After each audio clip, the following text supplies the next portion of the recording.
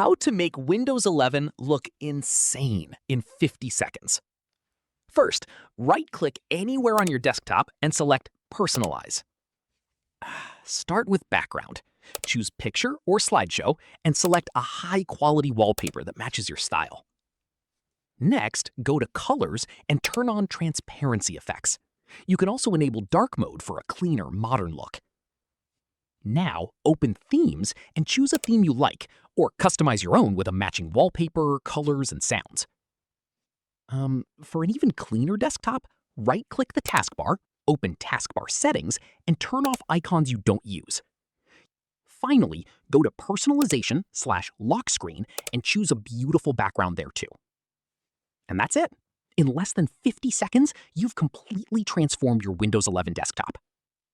If you found this helpful, hit the like button and subscribe for more Windows 11 customization tips and PC tricks.